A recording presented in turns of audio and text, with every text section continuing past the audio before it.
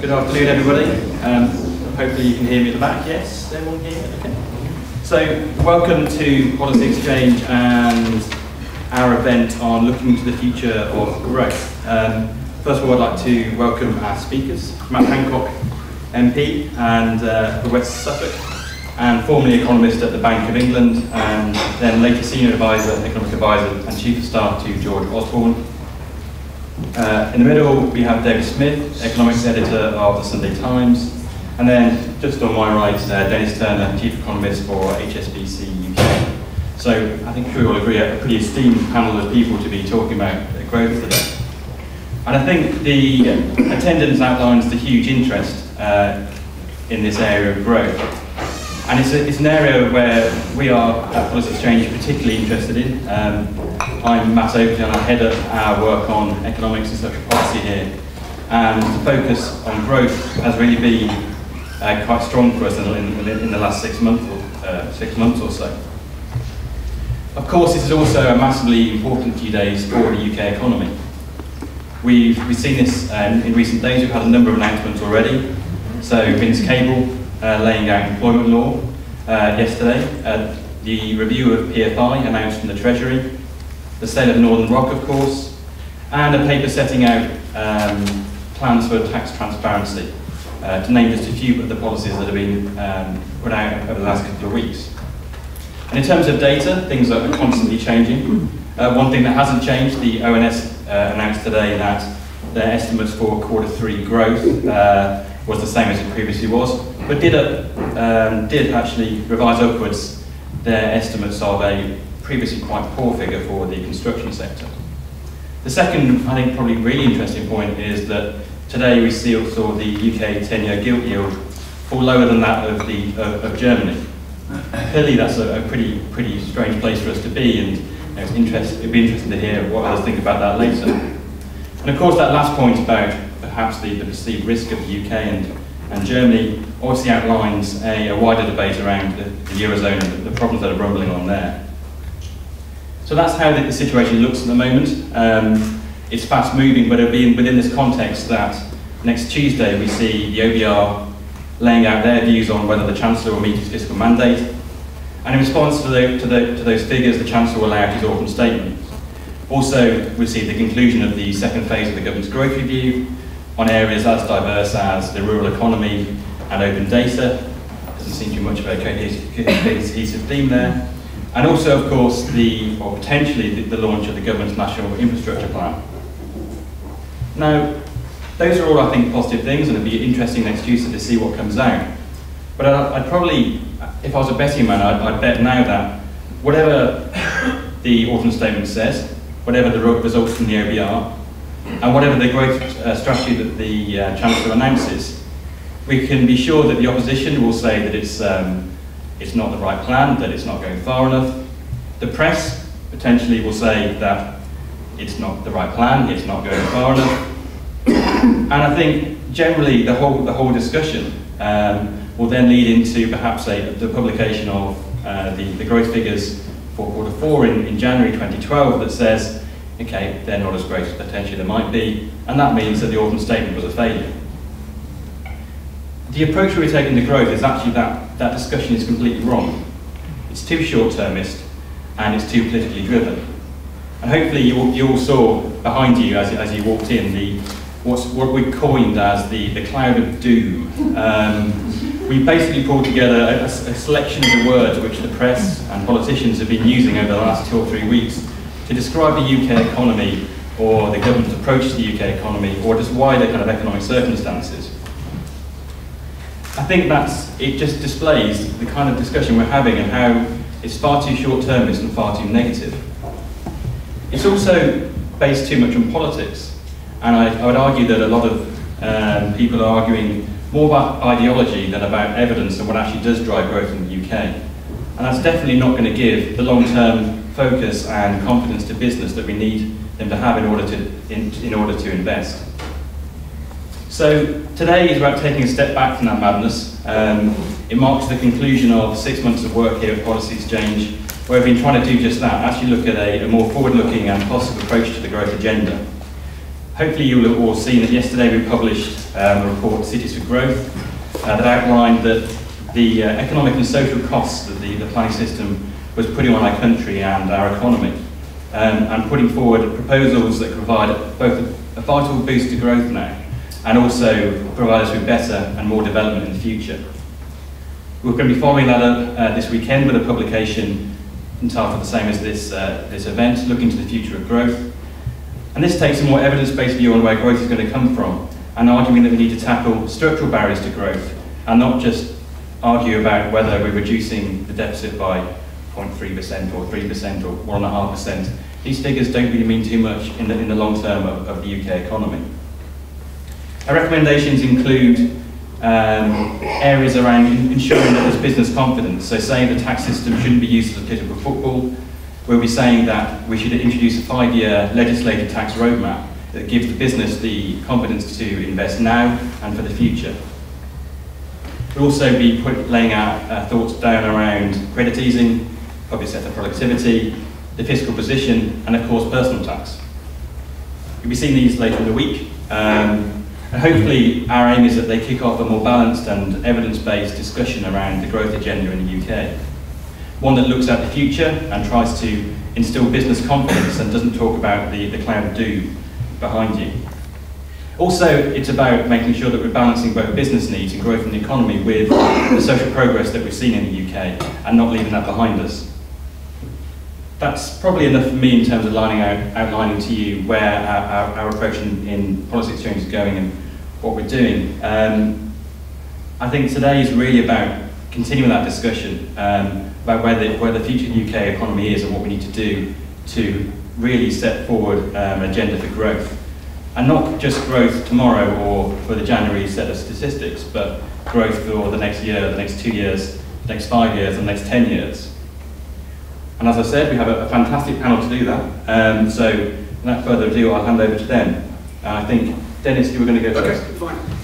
Thank you for that, Matt. Good afternoon, ladies and gentlemen. Delighted to be here. If my voice is a bit croaky, please forgive me. It's my second talk today. I had to speak earlier today to the partners of a rather large accountancy practice. But it is nice to be here because I much prefer a live audience.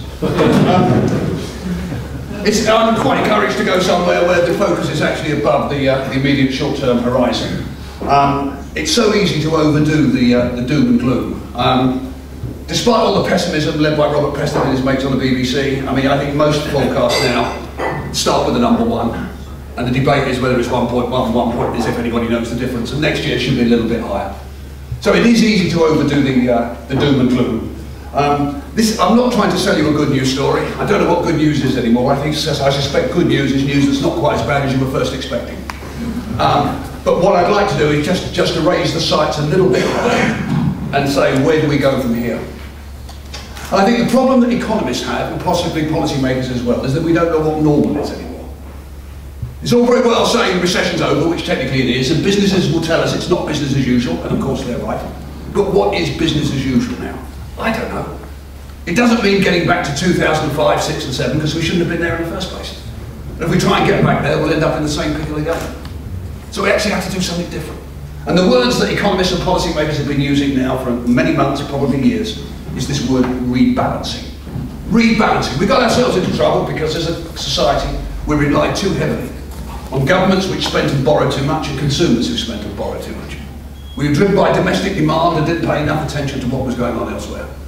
Elsewhere, clearly, the global economy exports and investing. So we do need to invest. And it might sound bizarre, but I do actually think the way to unlock the potential for the British economy to try to deliver sustainable, long-term, low inflation growth is to reinvent manufacturing industry. I can't see how we can get away from it. It sounds old-fashioned, but it isn't really. Back at the bank, back at Bleak House in Canary Wharf, I often ask the bankers a question. I often ask them a question. I say, what year do you think British manufacturing industry reached its all-time high in terms of volume of output? What year did we as a country produce more goods than we'd ever produced in our entire history? And being bankers, they're quite smart. They say 1856. Wrong. 1928. Wrong. 1954. Wrong. Right answer. 2006. British manufacturing industry peaked in terms of the volume of output 3 or 4 years ago. Turned down a bit before the rest of the economy. But it's there, and it's been there all the time. And I think what's confused people, this horrible, dreadful word, deindustrialisation, is that although manufacturing industry has grown, it's grown rather less fast than everything else. Financial services, distribution, property and construction and so on. But it's grown. And of course what's there is better than what used to be there. When I was a lad, if you said the word manufacturing industry, you knew exactly what it was. Belching factory chimneys. Working classes swelling around factories all day, their greasy overalls and racing whippets at weekends. It's not like that anymore. In the old days, manufacturing was about being cheap, it's now about being smart. It used to be about volume, it's now about added value. And it is totally different. We produce more goods with fewer firms and fewer people. It's called productivity. In the old days, we used to have a bulk chemicals industry. We called it ICI. It's gone. It doesn't matter. What we've got instead is a chemicals industry called pharmaceuticals. We don't manufacture textiles and clothing anymore, but who cares? It's low added value. The only way you make that pay is by being low wage, and we're not a low wage economy. But we do have the designers with the intellectual property who add the value. There used to be a part of the country called Birmingham and a volume car producer called British Leyland. Mercifully, both disappeared. But we are the global centre for Formula 1 racing car production. And there's an awful lot of added value in that. Where there was mechanical engineering, it's all over the place. We just need a bit more of it. So if rebalancing means anything, it means attacking global markets with products that the market wants, made efficiently and competitively and productively. And it means focusing on added value and the strengths that a knowledge-based, science-based economy like the UK should have. And there's a very clear role for government in this, very clear role. And it's not about keeping interest rates as low as possible or quantitative easing. And it's not about throwing money at problems. It is about creating the right environment for investment. I'm old enough to remember the 1970s. I doubt whether anybody here is. I used to work down the road here at a place called Millbank Tower for a government body called NEDI. And we had something then called the Industrial Strategy, and it was all about attracting inward investment. Michael Heseltine reinvented it in the 1990s. Now, in a global economy, it doesn't matter who owns, it matters where they're located. And if you think what Nissan has done, for example, in the northeast of England, not just a huge employer, pays taxes to the Brits, its exports count to our balance of payments. It employs Brits, and it sparks supply chains with suppliers that help the second tier of the manufacturing industry. Why don't we go that route again? It's not a quick fix, but it means getting the supply side of the economy right. And the supply side is a bit about interest rates and it's a bit about stability. But it's about competitive rates of taxation, personal and corporate. It's about the education system. It's about training and productivity. It's about flexible labour markets. It's about regulation. It doesn't cost a lot. It doesn't mean that Vince Cable has to go trotting around the world dangling a bag of gold in front of foreign industrialists.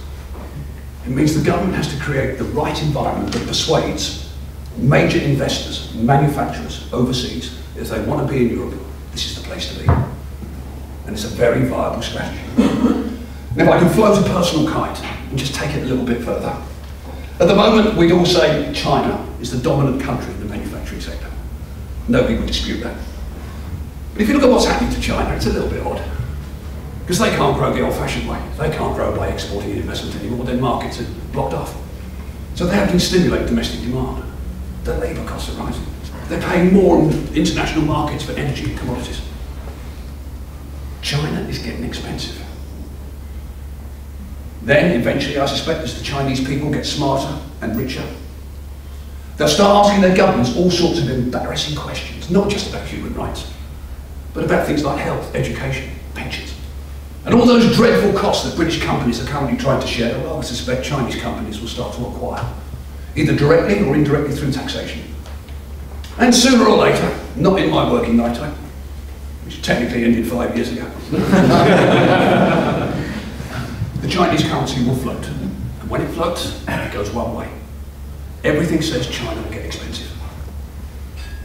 And if China's servicing its home market more than it's servicing exports, and if China's getting expensive, British companies might say, why did we waste all that time outsourcing in the 1980s and 1990s? We're not getting the service, we're not getting the quality, it's getting a bit pricier. We've got a good manufacturing base in Britain. Why don't we start thinking of bringing it back? And where outsourcing was the theme of the last 20 years of the 20th century, insourcing might be a theme in 15 years' time. So I think don't ignore manufacturing, don't write it off. It's important, it matters. I genuinely hope whatever is defined as normal in 5 years' time has manufacturing at its heart. Thank you.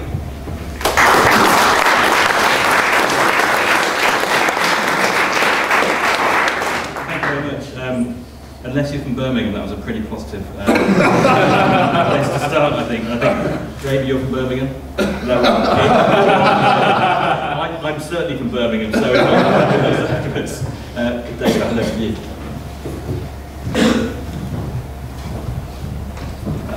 Thanks very much indeed, and despite the slight on my near neighbours, I'm from the Black Country, which is not Birmingham, but I agree very much with a lot of what Dennis said.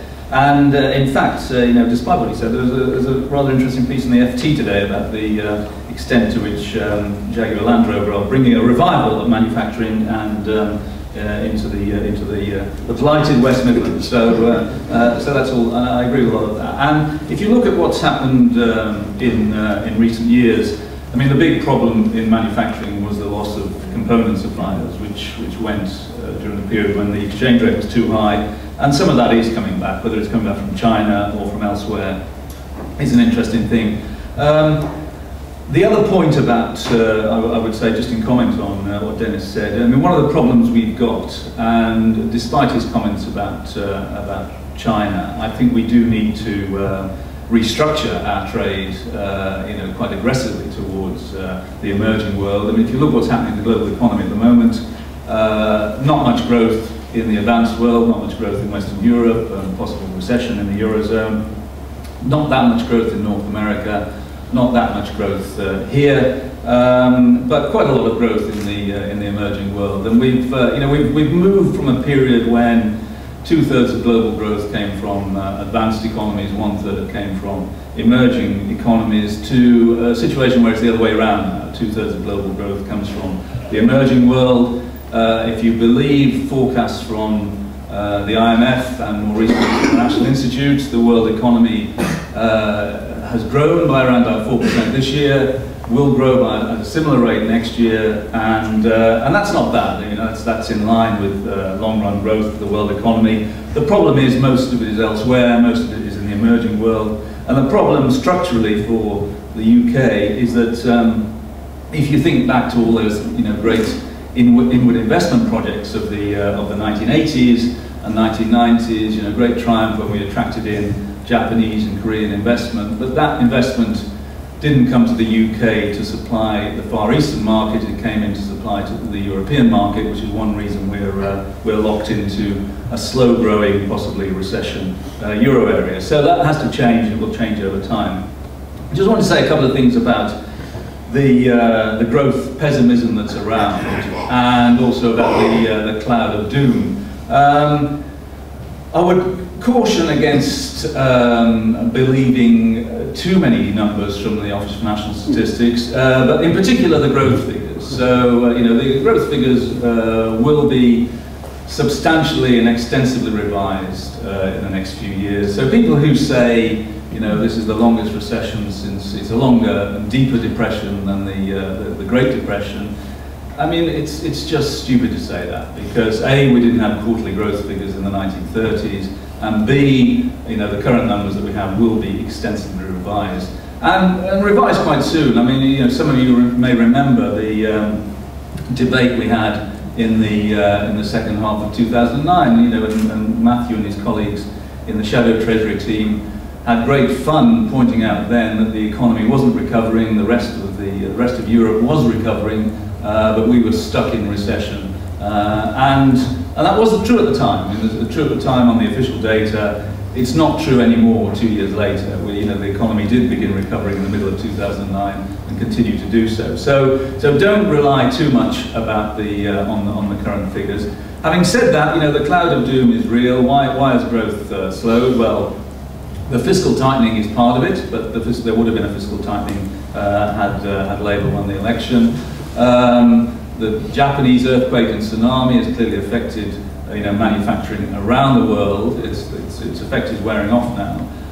High inflation, because the world is driven now by emerging economies. They are more commodity hungry. So you've got an unusual situation where we've had a deep recession, worst recession in the post-war era, worst world recession in the post-war era, but inflation is high as we come out of it.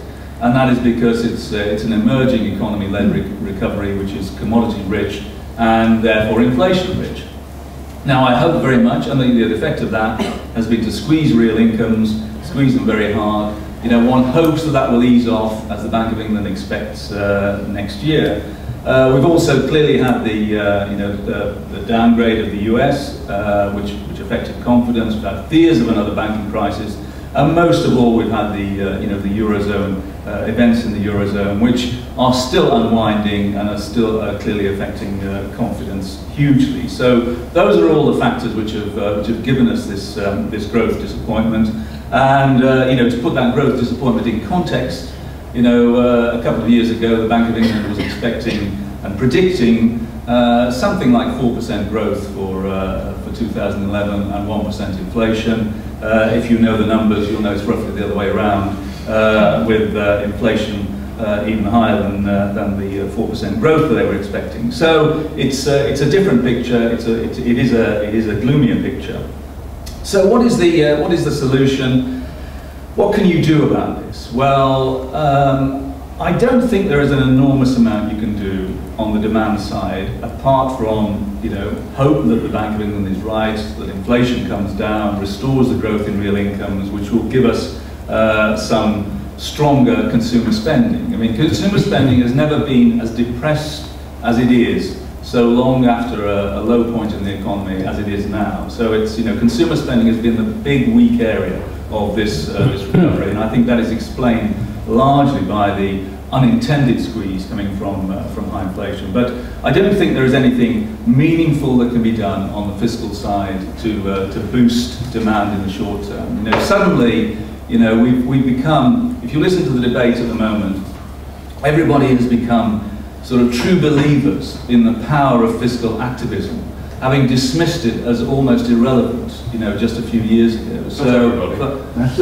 well, the proponents of Plan B believe it will transform a slow-growing economy into one that is suddenly sort of unleashed, and there is absolutely no evidence for that at all. So the small effect of a fiscal loosening of a Plan B, of a temporary cut in VAT, would be almost irrelevant for growth in the short term, but with a big negative effect in terms of government credibility. So I think that is a non-starter. So you have to go with the flow. I'm afraid there are things that the Bank of England can do and has done. Don't necessarily agree with the latest round of QE, but it has shown willing to push as far as it can in conventional and unconventional monetary policy. But for the medium to long term, you have to look at productivity. You have to look at the sources of economic growth.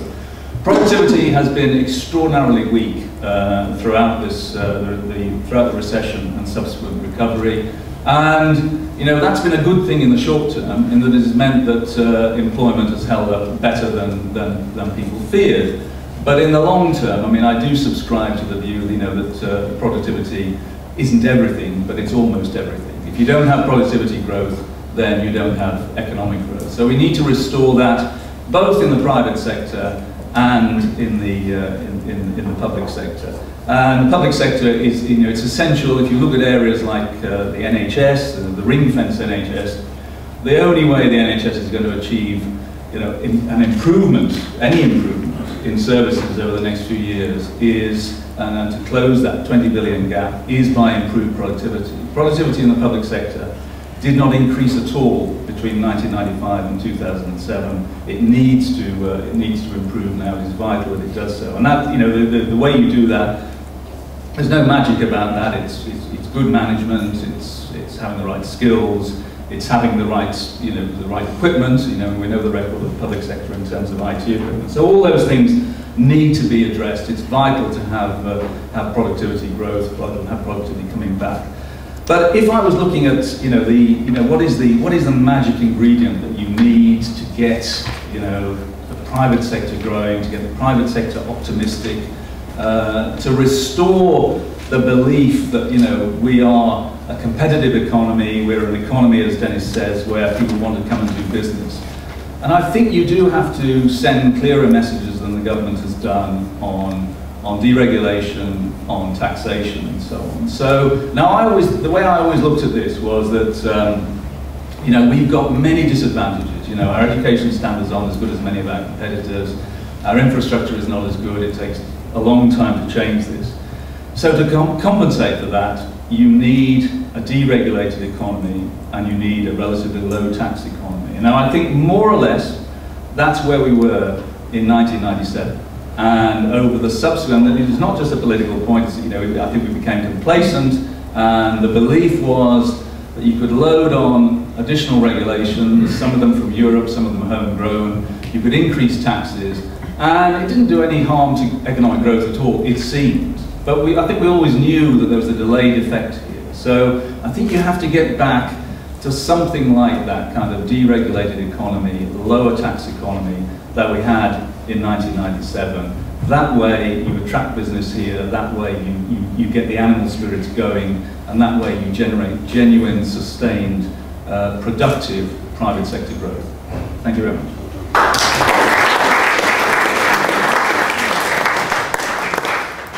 So that was, I think, in part doing your job for you, Matt, in terms of the fiscal position, but perhaps a couple of challenges after that which you might want to pick up on. Yes, thank you very much. I should start by saying that, David, I entirely agree with you that for completely non-partisan reasons, I also pinpoint 1997 as the year in which it all started to go wrong. So, by complete coincidence. I've listened very carefully to the two speeches before, which I thought were extremely insightful and should have raised our eyes to the horizon. Tomorrow night I'll be discussing the same subject on Any Questions with Brendan Barber and Harriet Harman, and I'm sure that we'll have the same sort of tone of realism in that discussion. As well as, of course, the short-term outlook is very important, but I also wanted to look to why we're talking about this and where we're trying to go as a country and what we want to achieve in terms of our economy, as well as thinking about how we make sure that the economy performs as well as possible in the next quarter and the next year, which are obviously more pressing and urgent, but if we lose that focus on the long-term horizon for economic policy and what we're trying to achieve, then I think we'll lose a lot. And I come at this from a question that's been raised, but I'd like to answer in a different way, which is how do we deal with Britain's place in the world and the fact that the emerging markets of not only China, but India, Indonesia, Vietnam, Brazil, all of these countries of the developing world, where they are answering a question that has long been posed by economists. Economists have said, since information can be transferred around the world, and since the developed world has a way of doing things that leads to higher prosperity in those countries, then why doesn't the capital from the developed world go to the developing world and ensure that they grow quickly and catch up with where the developed world's up to? After all, for an economy like ours to advance, we need to find new ways of doing things, improve the way that things happen, and develop and innovate.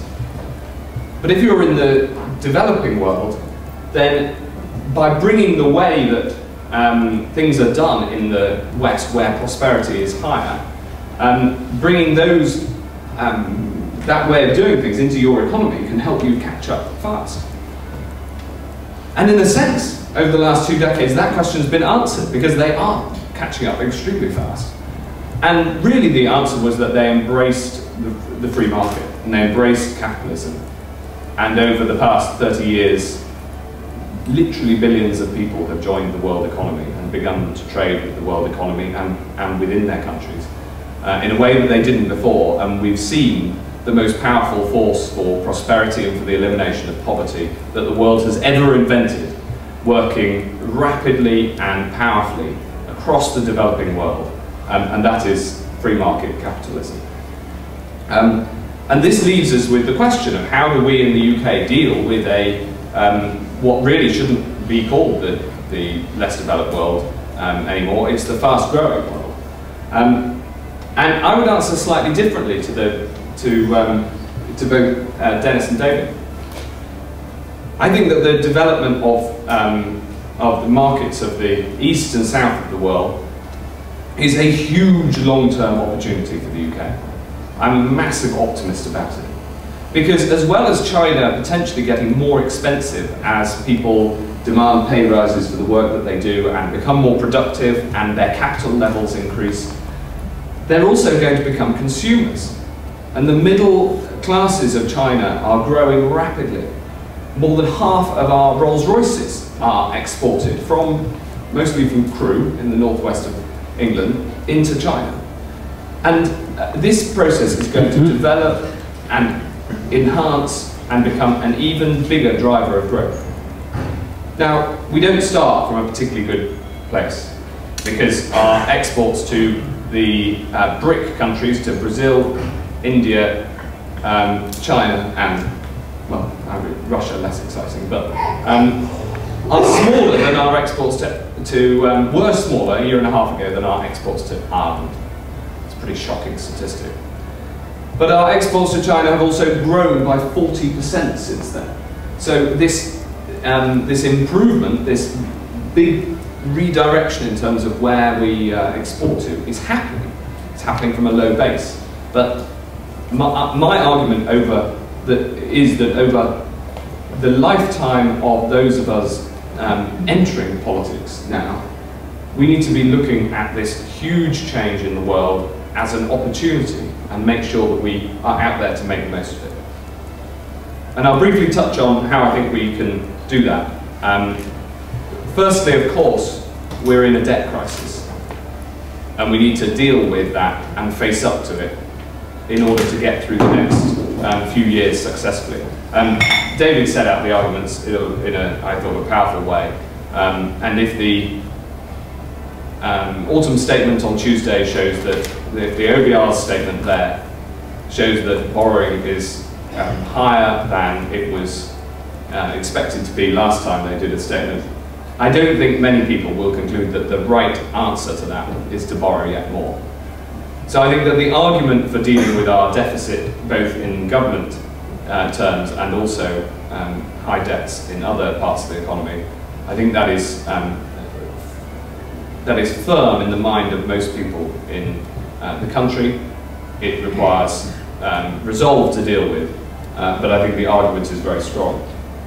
I think yesterday our interest rates on 10-year bonds fell below Germany's for the first time in a long time. And although this isn't the be-all and end-all, it is a very strong signal that the markets understand that we have the political will to pay back the money that we've borrowed.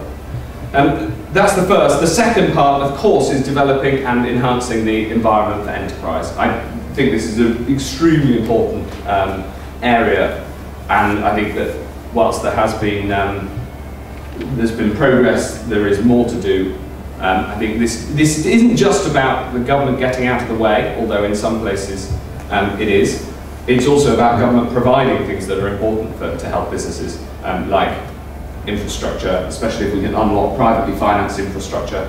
A lot of businesses are very cash rich and looking for opportunities to invest at a return higher than the very low returns that they'll get on risk-free investments or putting it in a bank. And so unlocking some of that investment will be important. And it also, of course, involves improving our education system. Education, although a long-term solution to an economic problem, is one of the areas, I think, where the new coalition government has had more rapid and more impressive progress than almost any other. The rapid rise in the level of apprenticeships is stark. The take-up of free schools is faster than anybody would have anticipated. I have 2 proposals in my own constituency for free schools that will provide good local schooling as long as they go through. It's amazing how many academies are now taking control of their own affairs and running the school with an eye to the needs of the local pupils. So I think that in education there's actually been an extremely rapid progress, and I hope that there's much more to come. But then the final thing that I think we need to do, which brings me back to where I started, is I think that we need to tackle some of the problems in capitalism, and we on the centre-right need to face up to some of its challenges. I think the problem of rewards for failure that we saw in the banking system over the last 5 years is a very serious one. I think that we shouldn't ignore the question of whether senior executive pay is rising too fast. I think that we need to analyse these things from a position of being strong supporters of the free market. We need and eliminate some of the market failures.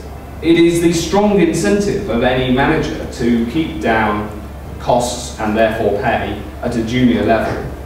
But whether their incentives are aligned with shareholders at a senior level is an important question which I don't think has been always been resolved the right way. So I think we do need to tackle the questions that are being raised about whether the system of capitalism is working in a way both that keeps support for the free market strong in what are difficult times, but also in a way that is economically right and good for growth. Because if you're paying too much to senior executives, then that money isn't available for R&D and investment and other things. So I think that we do need to take on these questions. So there, I've tried to provide 3 areas in which we need answers and a clear direction. But overall, while things are difficult now, we have cause for optimism by the great growth of the rest of the world, which will increase the size and is increasing the size of the pie around the world. And our job is to make sure that we get our fair share of it. Thank you.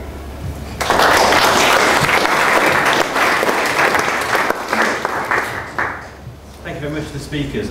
First of all, for putting forward some very interesting points, and also for sticking very well to time, which means we've got a lot of time now for questions. So, anyone have any questions? And if you could just put up your hand and say who you are, where you're from, and maybe if there's a particular person on the panel you'd like to address your question to.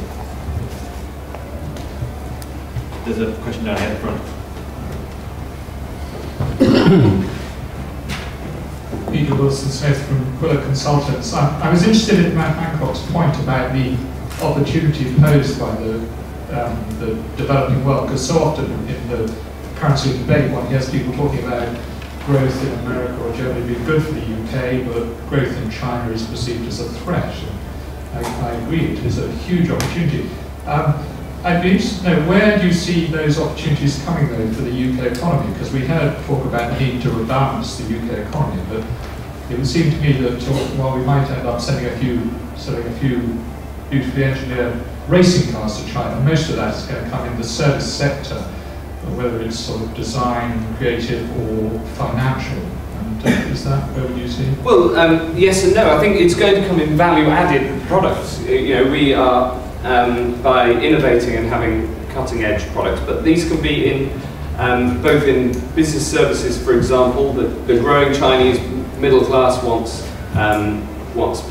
products in which it can save that are more interesting than the state-owned Chinese banks. They're going to want insurance. They already have big demand for advertising, but also in manufactured goods. Even in my constituency, in Haverhill in Suffolk, we have companies that are manufacturing pharmaceutical products that are exported to China because they're growing demands for health needs. And as any economy grows, the proportion of its, throughout history, the proportion of its income spent on healthcare, whether through public or private sector, increases. So there's half a dozen examples, but I'm sure there's many more. And I'm sure about this other thing. I'm a politician. I'm sure that I'm one of the least well-placed people to answer the question. Yeah, I agree with Matt. I think one of the reasons why the German economy has survived the turmoil in Europe is that it found the route to China faster than any other European economy. I mean, its exports to China have helped get the... So, I mean, that speaks volumes about engineering, but also that Matt's right on the consumer side.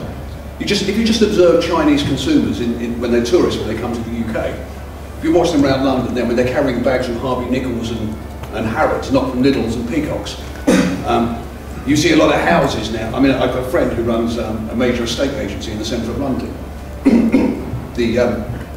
The £10 million properties now are actually being bought by Chinese, not by Russians. It used to be the Irish. And they're actually gazumping each other sight unseen. So there is a huge consumer society. If you go back 11 months, I think, front page of the Financial Times last January, just after Christmas, there was a photograph with a headline that said, "The Great Mall of China." Because virtually every quality retailer is now represented in Beijing. And when the Chinese spend, as Matt says, the middle classes won't do cheap and cheerful. The last time I was in Shanghai, on the Bund, I was sitting there, on the Bund, sipping a cocktail, and the largest skyscraper had an enormous Siemens sign in blue on the top. Now that was about 2.5 years ago, so it probably looks rather like a small church spire compared to what's up now. But the point is that the opportunities for exports are large and growing. Yeah. I mean, just quickly, I mean, I agree with what's been said, and I think the Germans were in earlier, and they had, VW had manufacturing plants in China a long time before we realised the Chinese economy was growing, I think, in this country. And it is possible to get, I mean, the usual comparison Matt cited about, we sell more to Ireland than we did than we sell to the BRICS combined. I mean, I think that is a slightly odd comparison. I'm not criticising you for making it, because a lot of the trade we have between the UK and Ireland is essentially cross-border trade. It's trade is cross-border, but it's the same kind of trade you get between Yorkshire and Lancashire. It's because they are, there is no barrier. It's people going over the border to shop in a supermarket as well as formal exports and imports, I think. So, but it is true, we have, our exports to India are, I forget where we are, but it's either 11th or 14th or something like that, given the strength of our historical relations with India is poor. Belgium sells more to India than we do, but I think that's mainly diamonds, but it is good. But business services, as you say, are going to be very important. Architecture,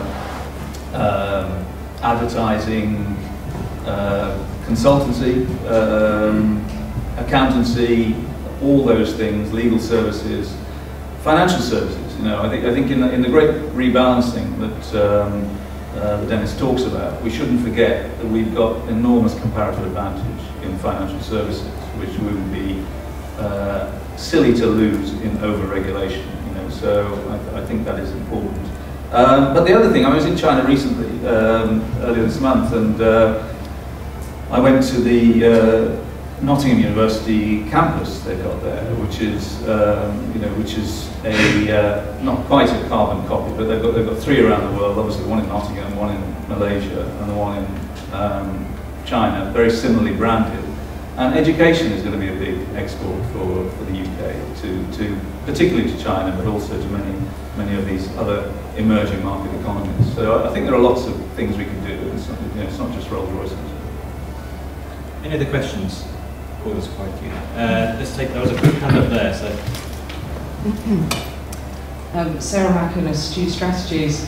I agree with the Marshall's comments about rebalancing the economy.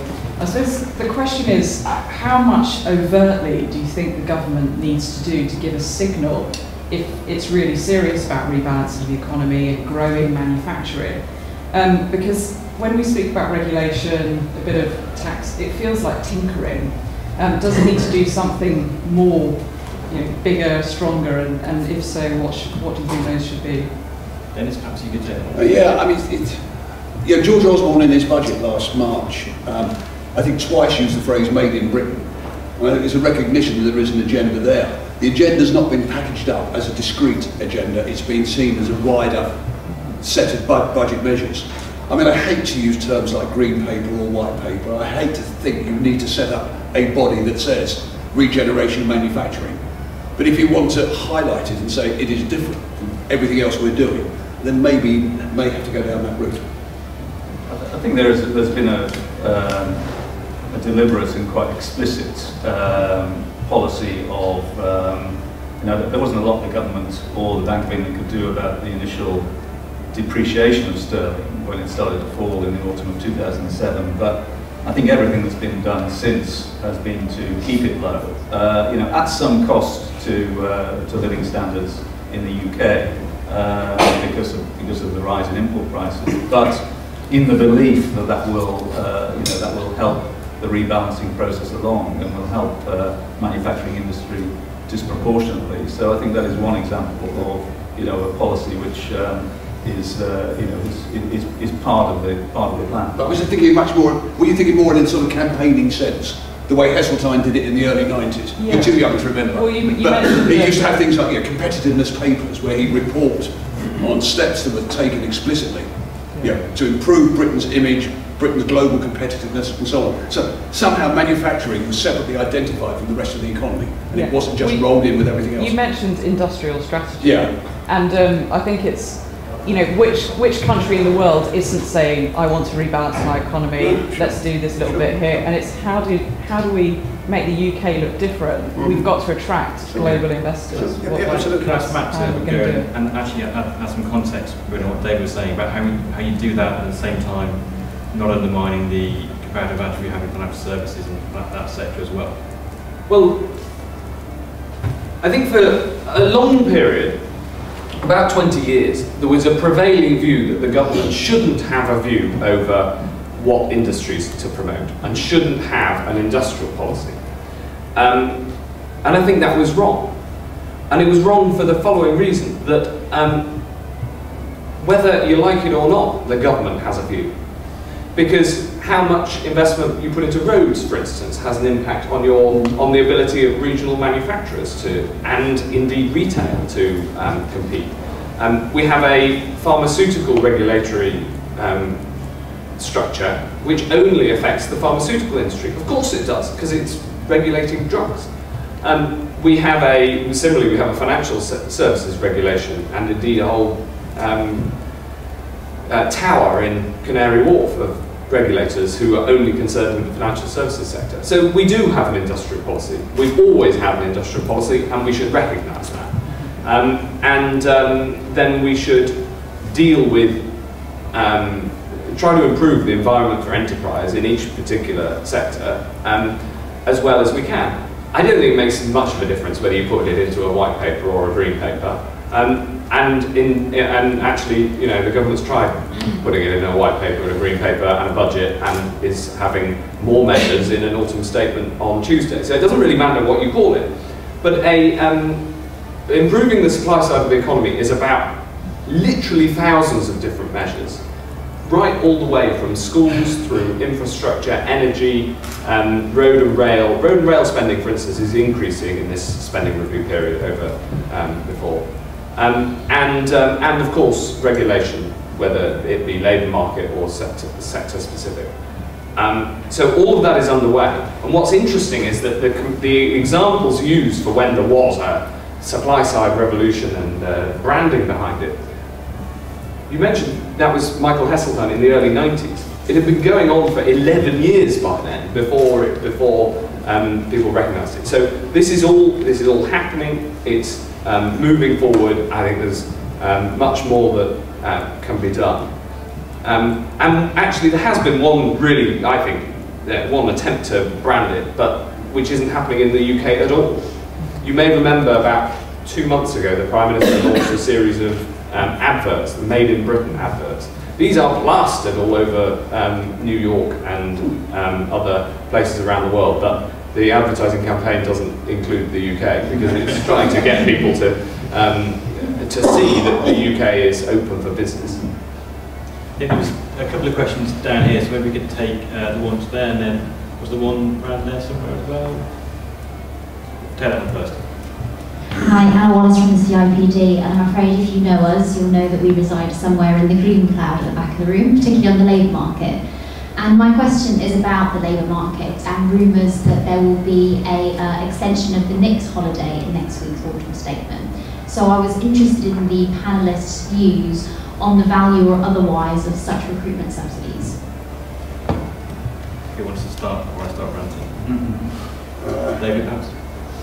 Yeah, you are at the, from the gloomy end of the spectrum on the labour market, but I think it's fair to say that CRPD has been gloomier so far than was warranted. I mean, I think your predictions for the labour market were too gloomy a couple of years ago. Maybe they're belatedly coming right, but we'll see. I mean, I think these things like national insurance holidays are can be helpful. There's usually a problem of a big dead weight cost, and it's I don't think there are any sort of magic bullets here that you can suddenly transform things. I mean, the employment. One of the reasons why the number I highlighted last Sunday, which was really quite alarming, was this just big drop in the number of employees. As you probably know, the numbers for employment, which includes self-employment rose in the third quarter, but the number of employees fell very sharply, at a faster rate than it has since the labour force survey was first surveyed in the early 90s, and that must reflect, the fact that firms were so uncertain about things. They saw the Eurozone crisis, all these other things I mentioned, bursting out, and just didn't want to recruit anymore, and some of that is picked up by your own surveys. And so I think the addition of a national insurance holiday isn't going to overcome those kind of uncertainties and so on. You need to resolve the uncertainties before you're going to get any meaningful growth in employment, which was doing quite. Private sector employment was doing quite well up to the third quarter, and then suddenly it seems to have fallen away very sharply. Can I just build on that and be very rude as a chair and actually answer the question myself?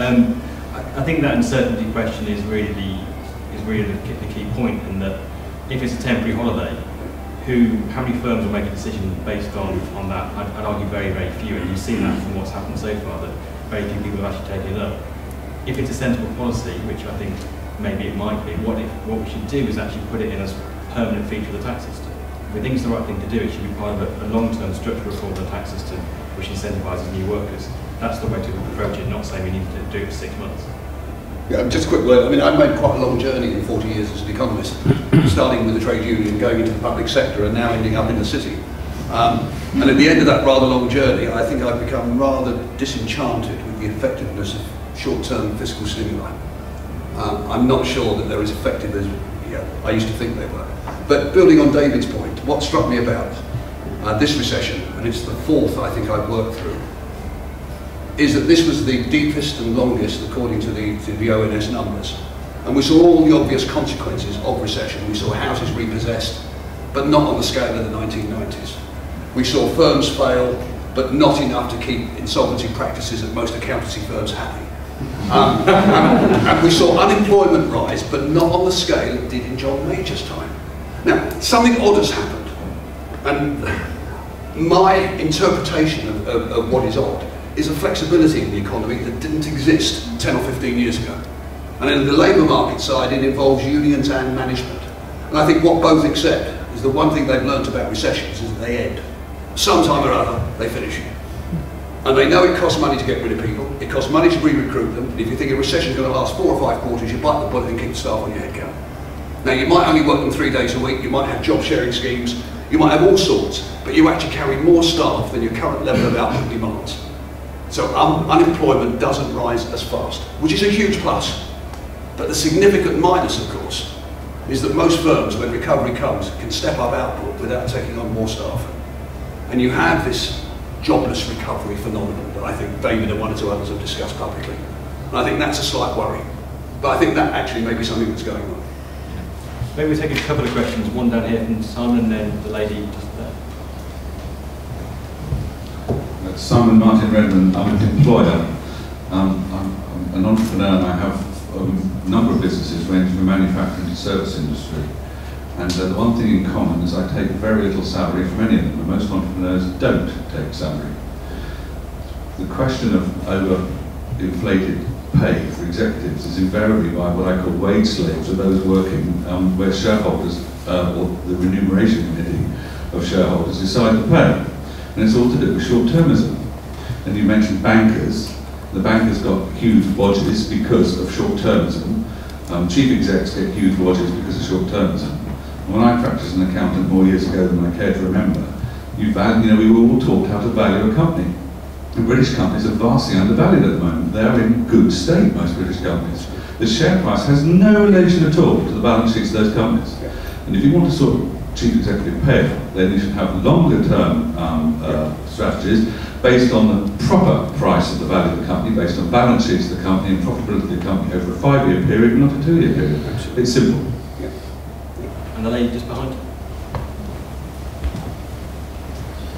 Very related, very therapy from the Royal Institution of Chartered Surveyors. We've also been hearing a lot about investment in infrastructure, which is due to be announced next week. I'd be interested in your thoughts on its role in driving recovery and what does need to be put in place to drive that private investment into infrastructure. You want to kick off now? Yes, I'll take both. I agree very strongly with what you said. I don't think anybody complains that Steve Jobs died with $7 billion dollars in his bank account. You know, we all... the bank account bit. You know, we all benefit from what he did for our society, and I do it every day. That's not the concern. The concern is exactly as you put, the rewards for failure and short-term rewards. One example in banking is that the move from on-balance sheet debt to using debt off-balance sheet means that in a bank, instead of the person who issued the loan being judged after the period of the loan, when it was paid back or not paid back, after 5-10 years longer for a mortgage, that's when they would be able to judge how their portfolio of loans had performed. Same as PFI, really. Similar to PFI, and whereas when loans were packaged up in advance and then sold off, then people would be paid on the expectation of the return. And in a boom, when they would use short, backward-looking expectations, then massive rewards were given for lending that hadn't actually come to fruition. So I think it's very important, and I should have made the point about this not being about it's crucial that this argument isn't framed as envy or dislike of people being rewarded for success. And in fact, that's why I think that it's important, making a political point, it's important why conservatives are involved in this argument, so you don't just get the left making the running on what is an important issue. Unless entrepreneurs have a chance of reward, I mean, my reward's in heaven. My reward's when those companies finally sell. You don't get any income from starting companies. Indeed. And I think that the expansion of the EIS scheme, for instance, has been a really important signal from the government that they appreciate exactly what you say. On the question about investment, I think it's hard to argue that there hasn't been that there's been enough capital infrastructure investment over the past decade or so, not only in energy but also in roads and in railways. I think it's an very important long-term driver of economic performance of countries. But it's also useful in the short term. In my own constituency in Suffolk, the A11 is being dualled and people are being employed, and work started about 3 weeks ago, shovels in the ground. So that's, it has both a short term and a long term effect, so it's good stuff. Yeah. I subscribe to your point totally. At a slight tangent, I think if there's a good news story about the current state of the UK economy, it is that the personal sector is boxed in, the public sector is boxed in. You look at the corporate sector, it's in reasonably good shape. It's sitting on a pile of cash. The problem is it isn't spending it. Why isn't it spending it? Perhaps for the reasons you've articulated. Yeah, protecting the share price, it doesn't want to take a punt. It's nervous, it's short term. So I think that's a point well made. As regards infrastructure, I think if the government is going to revise or revisit its fiscal targets in any way at all, it has a clear choice. Do we want to do something on the tax side, or do we do something on the spending side? we're going to do something on the tax side, we might want to have a look at VAT. That will solve the inflation problem at a stroke. It might also do something for spending. On the other hand, that's not necessarily terribly popular. On their own spending side, infrastructure spending is never wasted. It adds to the capital stock of the country. It can be regionally focused. It's employment intensive and has a very low import content. I think all of those would say it will be a plus for the economy. I mean, just on your points about entrepreneurs and wage slaves, I mean, I think the polls do suggest that people distinguish between those, and that you know, entrepreneurs are entitled to their rewards. Where people are uncomfortable, it's overpaid executives, and part of the problem there, I think, it really, you know, relates. We used to always think it was just the city that was short-termist, but you know, most chief executives are almost required to be short-termists because they're only going to be there for a short time. You know, the average life of a FTSE chief executive is 3 to 4 years, and it's, you know, barely longer than a football manager. So, you know, they're bound to operate in a short-term way, and they're also bound to want to take as much as they can get in terms of rewards for the period they're there. You know, they're not going to be at the top forever. You know, and so that explains the kind of culture that's developed. So I agree with Matt. That has to be tackled, but in an intelligent way, and in a way that recognises the problem, doesn't just talk about, you know, we can't have any inequality at all, because, you know, that can't happen. On infrastructure, I mean, I think I mean, this has been. I wouldn't, you know, criticise some of the things that Labour did in terms of infrastructure were very welcome and very necessary. I mean, you look at some of the school rebuilding that's been done. I mean, the Building Schools for the Future programme was not necessarily the best put together programme you've ever seen, but the transformation of a lot of secondary schools has been real and was necessary, similar with hospitals and so on. But, you know, what we're talking about now is, you know, savage cuts in government spending on the infrastructure happening. How do you harness the private sector, and how in particular do you harness the money that's in the institutions? And you know, it's something that governments have been grappling with for a long time. I mean, how do you know, we could do with a lot more institutional investment in social housing, in the private rented sector, as well as the roads, rail, all those things, on which it's quite easy, you would think, to identify a return, to come up with something that works a lot better than a PFI. But there seems to be a sort of block to doing it, or there has been so far. So it remains to be seen whether the Chancellor is going to reveal, you know, how he has managed to clear that long-term blockage that there is. But and some of it may be that institutions, for various reasons, are directed towards the safe investments that Matt talked about, things like minimum income guarantee and so on, which obliges them to invest into gilts at the expense of other investments. So, you know, they're geared to the low risk end of the spectrum, and that may have to change to unleash some of this. But I think it's an interesting possibility. But Matt made the point. The reason people don't invest, and he said what's happened to the issues or to the taxes, it's the unknown.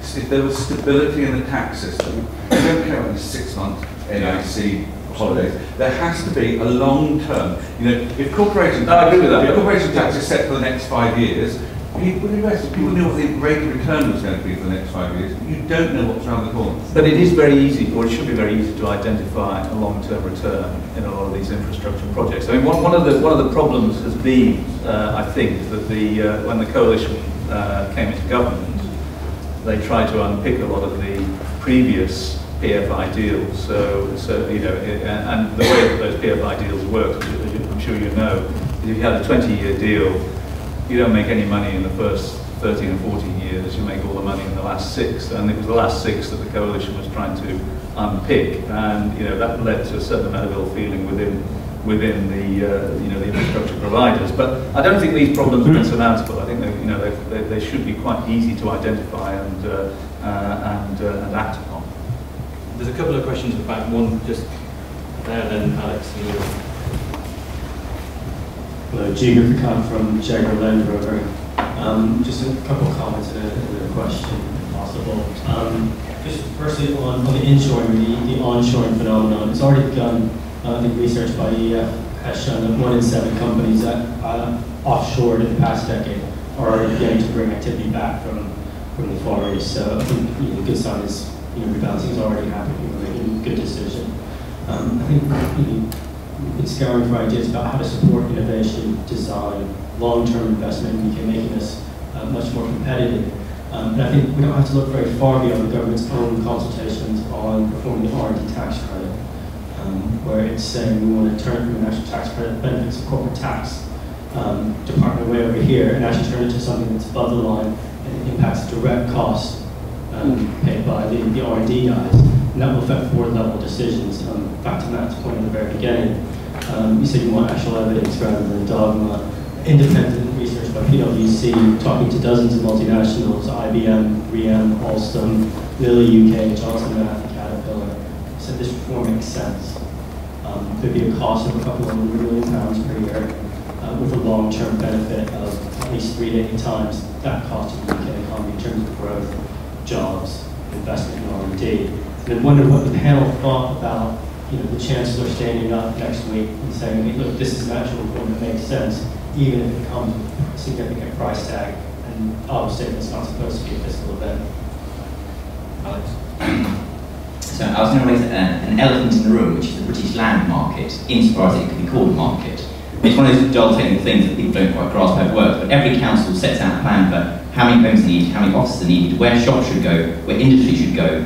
You have huge swathes of land around our cities that want to expand, basically greenbelt, which are often low-quality agricultural land where you can't build. And the effects of this are relatively clear. We have seen house prices triple, yet output is actually falling because the market is so anti-competitive and closed to new entrants that the existing developers are just sitting on land banks. You have 8 of the top 20 most expensive cities in the world for manufacturing, 6 of the top 30 for office space. You have 3/4 of lending in 2008 going to property. Under the coalition at the moment, while mortgage lending is going up, lending to small businesses is going down. So there's a giant and colossal thing that the government could do, which is really free up the land market. We have established a system that's built for the 1940s, in the 1947 Town Planning Act. And so far, the government has mostly said, we're just going to let local councils run their area as they've been doing for 64 years.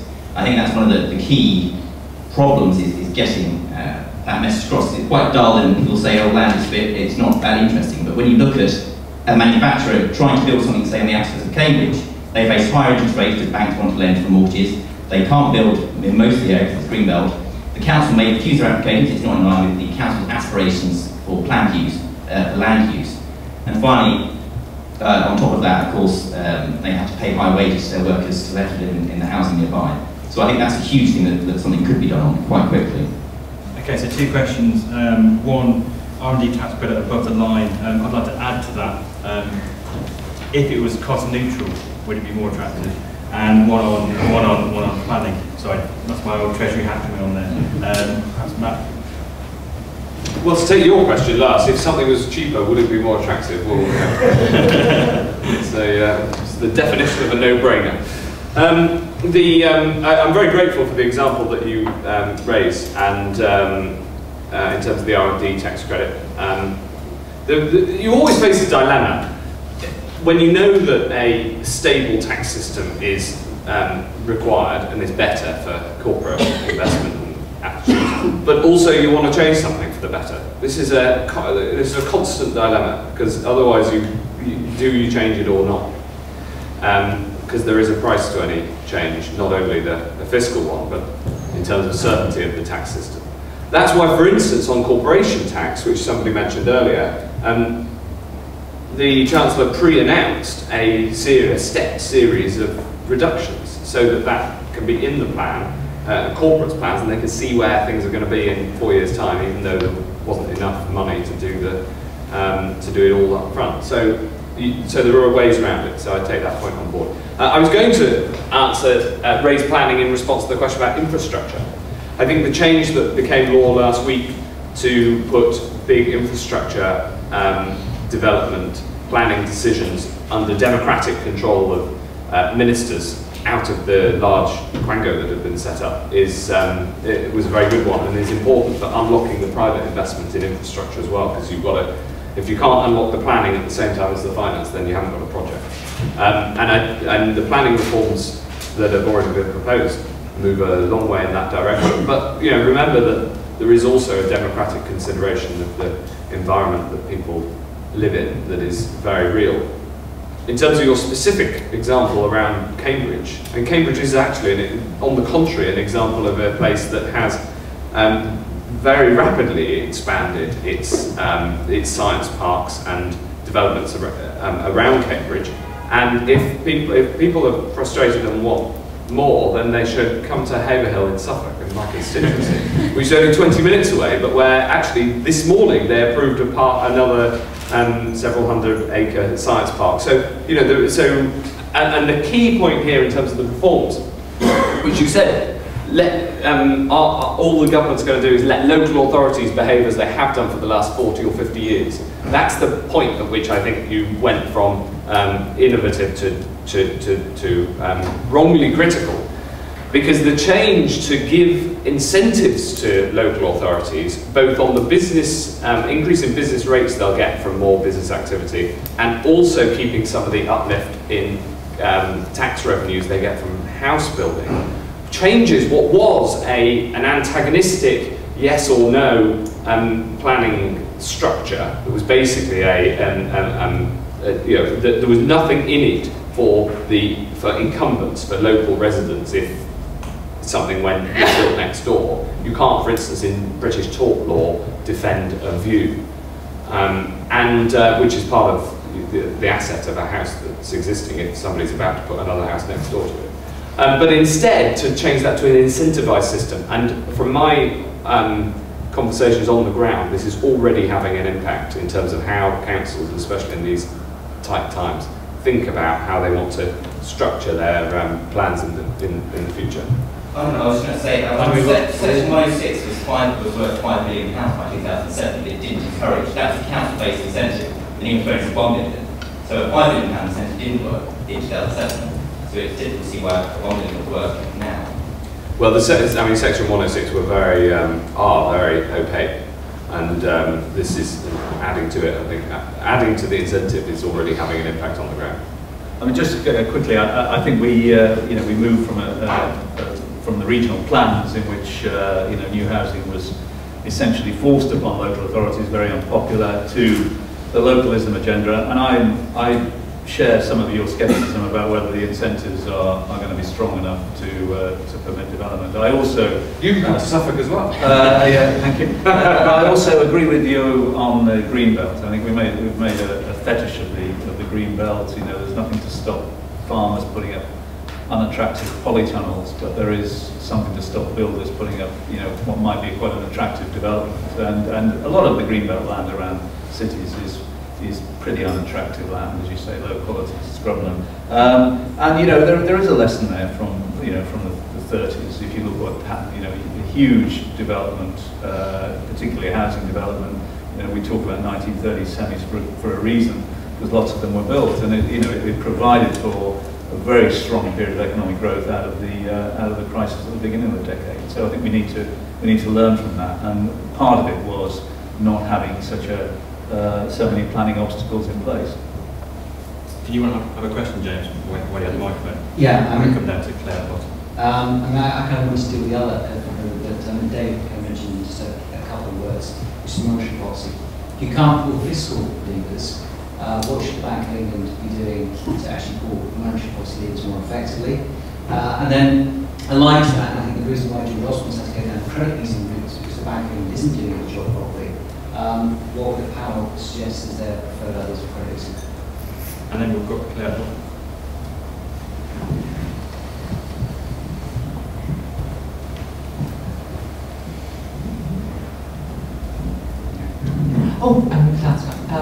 Claire Durkin, you're an American energy and engineering company. I fear we're in danger of too much activity and too little dramatic stepping back, that we might actually waste this good recession. And I wondered if the panel could indicate where it would be useful for us not, as a government, to do things, to step back quite dramatically and prioritise. And with all the priorities of the planning and the reform of PFI, I would be very interested in the thoughts on how do we stop annualisation and taxation and monies to things like the Highways Agency, how we really seriously do long-term, not short-term, and how we seriously work with the private sector to make sure that there is long-term investment in our infrastructure. Who wants to take that first? David? Well, I certainly don't think we should be stepping back from the Highways Agency entirely. There is the annualisation of the funding. So setting out I agree with setting out a longer term 3-year spending review is important, and again it adds to that sense of stability. But it isn't just about the government stepping back. Of course, in some places that's true, but it isn't just about that, because if you ask the business surveys, for instance, we have BCC on the front row. Of course, yes, employment law and planning reform come up as crucial, but also skills, where the government's involvement in apprenticeships is crucial, and infrastructure, which we've talked a lot about. These are things that it takes a government to get involved in. So just getting out of the way is the answer. On the point about monetary policy, I certainly agree that I think credit easing is an important part of the mix.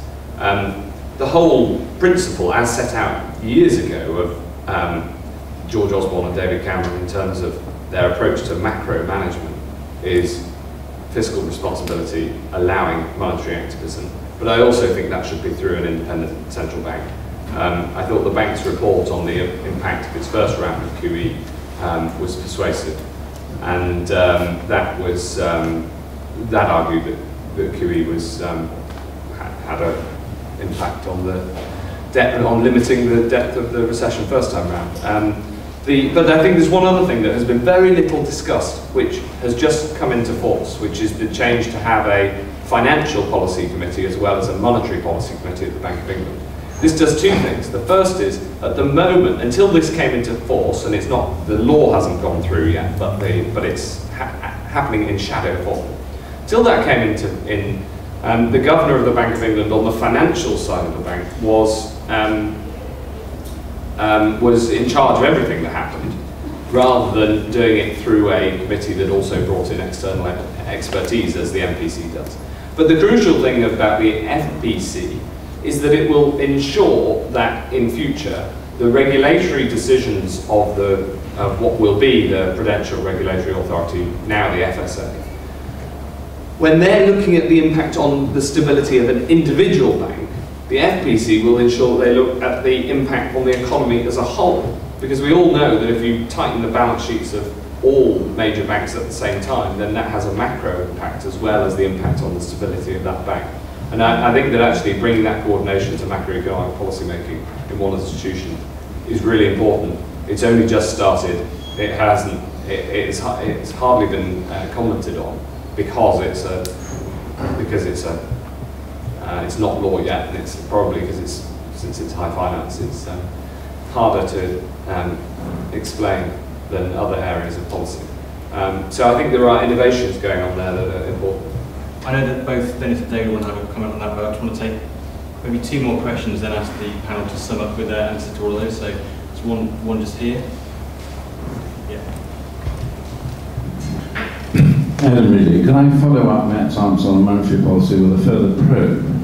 How far would the panel think we can actually rely on the monetary policy instruments in today's circumstances to deliver the expanding support for an expanding economy which we want, given the regulatory and other prudential pressures which in the real world the banking system faces? And I'd just like to remind you what it's actually like if you're sitting running one of these institutions.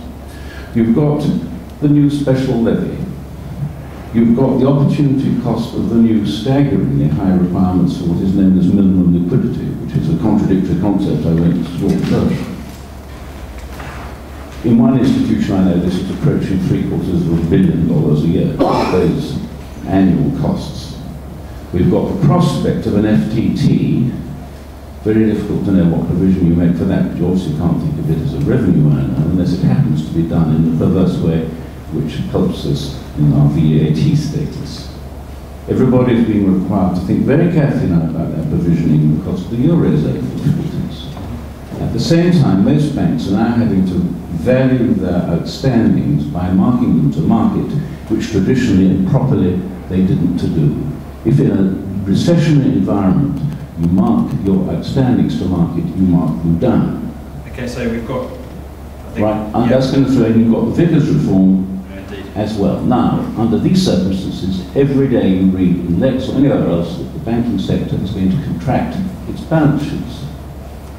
And I haven't even mentioned the question about how to do... Do you think that that will be able to sustain us?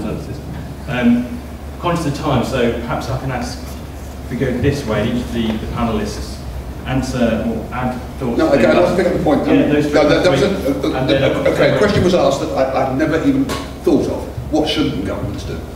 I mean, that is really a very unusual question. At the end of it all, what I'd like to see, I think, is what Matt was saying, is governments do what they say they're going to do. Let's have a medium-term plan and let's stick to it. We all know Europe's in a pickle. The response is allegedly, let's have a fiscal union, because that will stop all this nonsense. Well, if they'd stuck to the rules of Maastricht, there wouldn't have been a nonsense. Right? They got a 3% deficit rule, but nobody kept to it. If they kept to it, there wouldn't be a problem. And they didn't keep to it because the first ones to breach it were Germany. By the time the Greeks did it, it was old hat. So there was nothing wrong. Gordon Brown had fiscal rules. He defined, only borrow to invest, all 40% during the life of the cycle. Every time he got it wrong, he changed the definition of the cycle. Governments cheat, and they don't keep their word. And I think, we can all agree that there's a sound medium-term basis for much of what government does. It just changes it. And I think that's unfortunate. The point made about banking, I don't want to get involved in banking because I work for HSBC and it would sound terribly self-serving if I defended the banks because we didn't get into trouble. The only money we lost was our own. And I think we behaved properly. But I share totally the point you were making. Policymakers have to decide whether banks are public utilities or whether they're profit-making institutions, and whether it's an industry in which Britain has a genuine comparative advantage, or it is something there like the co-op that is meant to service the public at the lowest possible cost. They've got to make their minds up. And politicians are too keen on fighting yesterday's battles without addressing tomorrow's opportunities. And that long list of things is probably only the start. I'm conscious Matt's got to get away by 2, so if we can limit to 1 minute each, that'd be amazing. Okay, just very quickly. I mean, I think there are things that government will have to stop doing, and some of those are related to, the growth in activity. They just have to say we're not going to do that, and that may be the case within say the NHS. Certain new treatments become available. You say we just can't do that. I mean, if you want to get public spending down on a sustainable basis, you just have to think about limiting your activities. I may be misremembering this, but I have an idea that it was once Liberal Democrat policy to get rid of the Department of Business, but they did. I was going to say we'll leave Vince Cable with time in his hands, but I mean on monetary policy, it's a curious situation where the Bank of England has to ask the Treasury for permission for QE. The Treasury indemnifies the bank against any losses on the asset purchases. But the governor can still effectively say these are the assets we'll purchase and these are the ones we won't. If you look at the initial terms of QE, it included things like syndicated loans, it included other things, it could have included asset-backed securities, but the bank has chosen to go down the gilt route for 97% of the asset purchases, and I think that's been very limiting, and I don't think it's been terribly healthy as a spectacle. Most of the QE, the overwhelming majority of the QE being government bonds. In that area, and I think if the bank had been more flexible, we wouldn't have needed next week's announcement on credit easing, because you could have had syndicated SME loans as part of the purchases that were in the asset purchase facility. On Adam's point, I mean, clearly the banking system is suffering from a terrible hangover compounded by the desire to lock the stable door. And all the things you described were examples of locking the stable door after a banking crisis. Now, it's a really difficult situation in the sense that 2/3 of the rise in UK private sector debt from the early 90s was financial sector debt. Most people would say financial sector has to deleverage, but the process of deleveraging is hugely damaging for the economy because you don't get the lending through. So it's a real dilemma, and I actually don't know what the solution is to that dilemma. I mean, we're seeing it in very limited lending to, falling lending to small businesses, limited lending to the rest of the economy, and I can't see any way out of that situation. And the bank is artificially supporting the money supply, but without any effect on lending at all through the QE program. So it remains to be seen whether credit easing does the trick. Well, credit easing is designed to, in the short term, to plug exactly that gap. And so I'm a strong supporter of credit easing, and there'll be more details on Tuesday. I think I can safely say that without revealing anything that anybody doesn't already know. But also there's a longer term problem, both on the fiscal side and on the bank balance sheet side. We both are in a situation that we wouldn't have wanted to start from here. You don't, in a recession, you don't want to already have gone into it with a poor fiscal position. And likewise, you don't want, when you want strong banks' balance sheets, and if you want to allow banks to loosen their capital in order to keep the size of their balance sheets up so as not to crunch on lending, you don't want to have started with a very, very poor capital position. But that doesn't make the answer any easier. I think firstly, QE and credit easing will help to deal with that. The QE not only has an impact on yields, but also on quantities, and quantities of money, of course, are defined by the size of the domestic banking balance sheets. And so there are short-term policy levers that you can use in order to plug the gap. But I think this is why the FPC reform, which I talked about, is very important, because crucially you need to coordinate between the monetary and the financial side. The old idea that monetary policy and banking policy could be done in two separate places is nonsense. Banks are the transmission mechanism of monetary policy into the economy. So not only are they important utilities in which retailers and grandmothers across the country keep their lifetime savings, they're also an important export for the UK, but they're also, crucially, a lever of economic policy management. And we have to understand their role in all three. So Vickers, I think, will help to separate the first two of those, but we've also need to ensure we recognise their third role as transmission of monetary policy into the wider economy by ensuring that financial policy is tied together with monetary policy, both in the same institution and with the appropriate setup. So that's why I think this is one of the most important economic reforms that we're undertaking, and also why it's one of the least understood. On that, we slightly run out of time, so it leaves me to sum up, which I thought of as basically five areas of growth for the future, but before which, of course, look out for our own autumn statement, which will be coming out on Sunday and Monday over the weekend, outlining what we think should be done. Do get in touch if you'd like to talk more about it. I think it will have gone to print by then. No, I used to work at the Treasury. Precisely, as you used to. 4 o'clock on Tuesday. Not anymore. So 5 things. First of all, the government should be getting out of the way, but not out of the way completely. And there's a role there for someone dealing with the private sector too. That monetary policy is hugely important, as well as the fiscal side. That probably most importantly, that firms need a certainty to invest, which means that the government needs to set out a long-term plan over what it needs to do. Public sector productivity, key, need to be able to do more with less. And then finally, that we should all move from Birmingham to Suffolk. And not too many. I'd like to thank our panellists in the usual way, and thank you all for coming.